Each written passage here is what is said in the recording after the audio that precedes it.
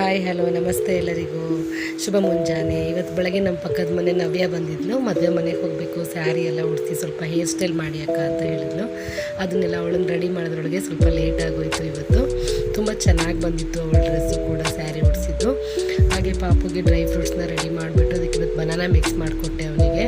ಹಾಗೆ ನಾವು ತಿಂಡಿಗೆ ಅಂತ ಹೇಳಿ ತರಕಾರಿನೆಲ್ಲ ಹಾಕಿ ಉಪ್ಪಿಟ್ಟು ಮಾಡೋಣ ಅಂತ ಹೇಳಿ ಬೀನ್ಸು, ಕ್ಯಾರೆಟು, ಬಟಾಣಿ ಕಾಳು ಅದನ್ನೆಲ್ಲ ಹಾಕಿ ಉಪ್ಪಿಟ್ಟು ಮಾಡಿಕೊಂಡೆ.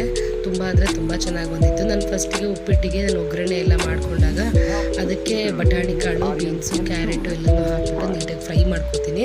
ಫ್ರೈ ಮಾಡ್ಕೊಂಡು ಅದನ್ನು ಆಯಿಲಲ್ಲೇ ಸ್ವಲ್ಪ ಹೊತ್ತು ನಾನು ಬೇಯಿಸ್ಕೊಂಡು ಆದಮೇಲೆ ಅದಕ್ಕೆ ನಾನು ಟೊಮ್ಯಾಟೊ ಹಾಕಿ ಆಮೇಲೆ ನಾನು ನೀರನ್ನ ಹಾಕಿ ಕುದಿಸ್ಕೊತೀನಿ. ಅದು ಉಪ್ಪನ್ನೆಲ್ಲ ನೋಡ್ಕೊಂಡ್ಬಿಟ್ಟು ಆಮೇಲೆ ಫಸ್ಟೇ ಹುರ್ಕೊಂಡಿರೋ ರವೆನ ಹಾಕ್ಬಿಟ್ಟು ಚೆನ್ನಾಗಿ ಅದನ್ನು ಕುದಿಸ್ತೀನಿ. ಅದಾದ ನಂತರ ಉಪ್ಪಿಟ್ಟು ತುಂಬ ಚೆನ್ನಾಗಿ ಬಂದಿರುತ್ತೆ. ತರಕಾರಿ ಕೂಡ ಚೆನ್ನಾಗಿ ಬೆಂದಿರುತ್ತೆ. ಇದು ಇವತ್ತಿನ ಮಾರ್ನಿಂಗ್ ವ್ಲಾಗ್ ಆಗಿತ್ತು.